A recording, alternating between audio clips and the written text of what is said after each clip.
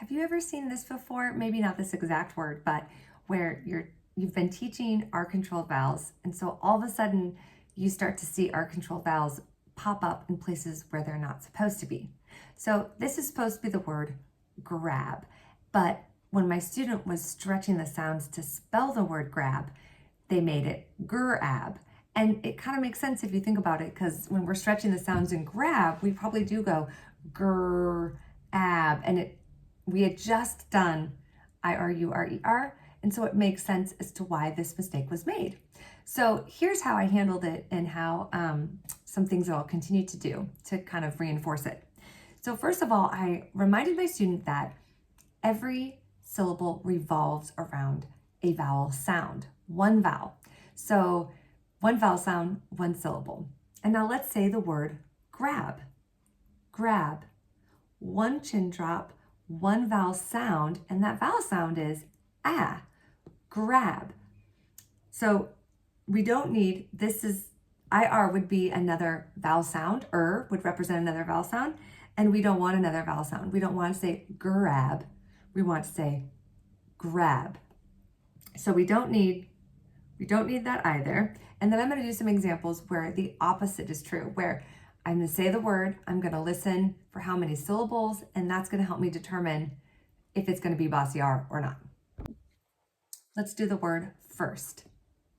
First. One chin drop, one syllable, and I don't hear any other short vowels, long vowels, so I can trust that it's going to be R-controlled vowel. And in this one, the vowel sound, I'm going to ask my student, what's the vowel sound? Is the vowel sound in this word. And I'll ask them, what are the 3 different ways we can spell or the most common ways, I-R-U-R-E-R. And then in this case, I'll probably tell them, unless they know, that it's I-R, because I don't expect them right away to know that, which one it is. And then we finish up with the word first. And then I'm going to go back through and do the sounds again. F, st. And in this case, our vowel sound was represented by the letters I-R. Let's do another one that is the opposite of that, which means it's not a R controlled, but that has an R blend. Let's do the word press. Press. One chin drop. I want to make sure that my student doesn't go press. We don't want that. We just say it normally. Press. Because when we stretch it, we do accidentally sometimes put a vowel sound in there, and the vowel sounds is what's making our chins drop. So press. One syllable, one vowel. Do we hear a vowel sound? What's the vowel sound in the word press? Eh.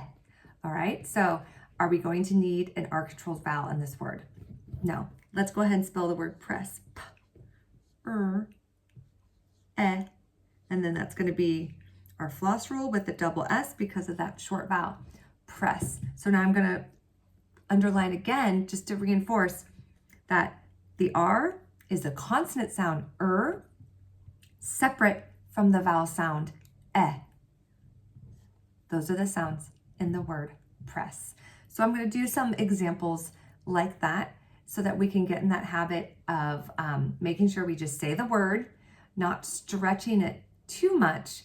So we want to say the word first, and then if we need to stretch the sound, that's fine. So for example, in press, once I figure out press is one syllable, and I know that E is going to be that vowel, so I know it's not going to be R-controlled, then if I still need to pull apart those 2 sounds and go prr, then I can stretch at that point. But that's the tricky thing about words and the way we speak, is that we do sometimes add in extra syllables when we don't mean to.